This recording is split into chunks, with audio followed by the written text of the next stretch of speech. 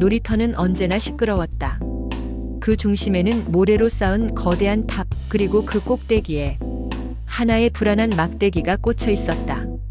이 탑이 바로 시장이었다. 게임의 규칙은 간단했다. 참가자들이 돌아가면서 탑 밑에서 모래를 조심스럽게 퍼내는 것. 많이 퍼낸 자가 승리한다.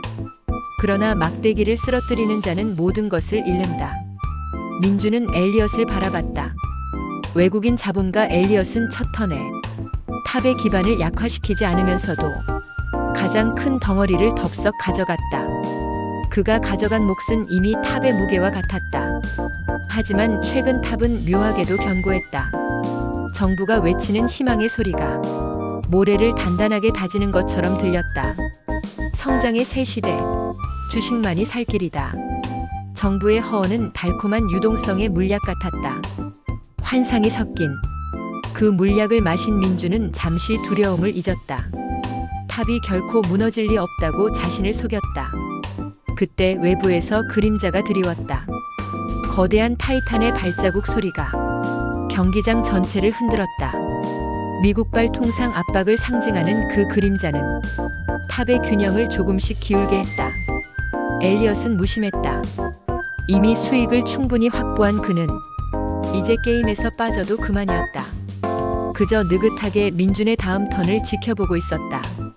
마치 러시안 룰렛의 탄창이 돌아가는 듯 했다. 이때 정부가 다시 외쳤다. 걱정 마십시오. 이 탑은 K 기술력으로 지탱하고 있습니다. 정부는 모래탑을 가리키며 허황된 확신을 주었다. 민준이 모래를 퍼낼 차례였다. 그는 모래를 퍼낼 도구를 쥐었다. 그의 심장은 고동쳤다. 이제 탑을 무너뜨릴 위험은 오롯이 국내 투자자 그에게 집중되어 있었다. 타이탄의 그림자 속에서 민주는 허언과 환상에 취해 모래탑을 향해 손을 뻗었다. 이번 턴에 탑이 무너질지 아니면 또 한 번의 작은 이익을 얻을지는 아무도 몰랐다. 다만 그는 이미 방아쇠를 당길 운명이었다. 어릴 적 하던 놀이 중에 모래 뺏기가 있습니다. 모래산 한가운데 막대를 꽂아두고 돌아가면서 모래를 조금씩 퍼내다가 막대기가 쓰러지면 그 사람이 패자가 되는 놀이입니다. 이 놀이는 단순한 어린이 오락 같지만 경제학과 금융시장의 위험관리 원리를 직관적으로 보여줍니다. 이번에는 이 놀이를 빗대어 2025년 한국 주식시장의 불안정한 모습을 살펴보겠습니다. 모래 뺏기 놀이에서 중요한 포인트는 두 가지입니다. 첫째, 모래를 많이 퍼낼수록 이익이 크다. 둘째, 그러나 지나치면 막대기를 쓰러뜨려 모든 걸 잃는다. 금융시장에서의 투자도 마찬가지입니다. 과도한 탐욕은 리스크를 키우고 지나친 보수성은 기회를 놓치게 합니다. 결국 위험과 수익의 균형이 핵심인데 2025년 한국 주식시장은 이 균형을 잃어가고 있습니다. 2025년 한국 주식시장의 모습을 보면 표면적으로는 주가 상승세가 나타나고 있습니다.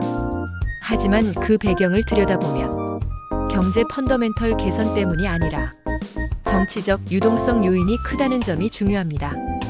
주식 투자 환경을 살펴봅니다.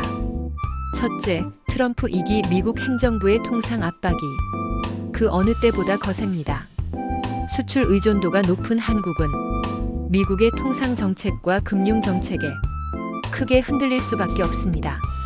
둘째, 미국 연준이 트럼프 대통령의 압박에 밀려 기준금리를 내릴 경우 한국 주식시장에는 단기적 호재로 작용할 수 있습니다. 셋째, 정부의 친시장적 발언과 정책 신호는 실제 실행 가능성이 낮더라도 단기 자금 유입을 부추깁니다. 하지만 이런 요인들은 모두 지속 불가능한 외생 변수라는 점에서 불안정성을 내포하고 있습니다. 단기적으로는 금리 인하나 통화 완화 같은 유동성이 주가를 밀어올릴 수 있지만 중장기적으로는 기업의 이익과 생산성, 경쟁력이 뒷받침되지 않으면 주가는 지속될 수 없습니다. 2025년 한국 경제가 주가 수준에 걸맞는 탄탄함을 보여주는지 깊이 생각해야 합니다. 여기서 외국인과 국내 투자자의 차이를 살펴봅니다. 모래 뺏기 놀이에서 초기에 많은 흙을 퍼간 사람은 상대적으로 안전하게 이익을 챙길 수 있습니다. 2025년 한국 주식시장에서 그 역할을 하는 주체는 외국인 투자자입니다. 유동성 장세 초기에 들어와 큰 몫을 차지합니다.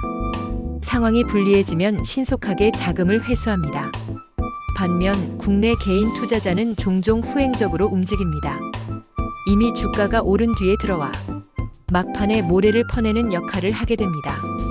결국 막대기가 쓰러질 때 가장 큰 손실을 떠안는 집단이 될 위험이 큽니다. 이러한 상황은 일종의 러시안 룰렛과 비슷합니다.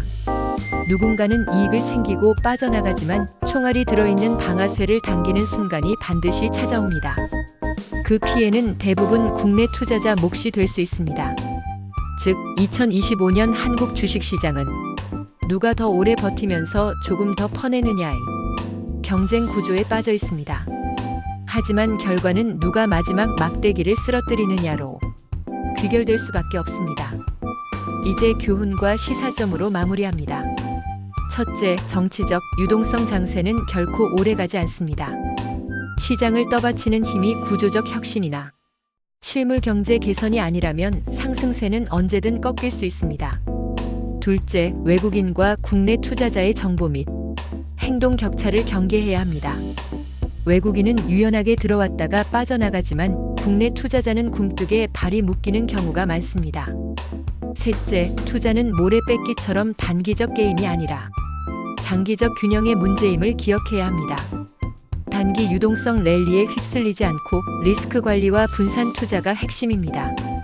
2025년 한국 주식시장은 모래뺏기 놀이판 같습니다. 누군가는 웃으며 모래를 퍼내고 있지만 결국 누군가 막대기를 쓰러뜨리게 됩니다.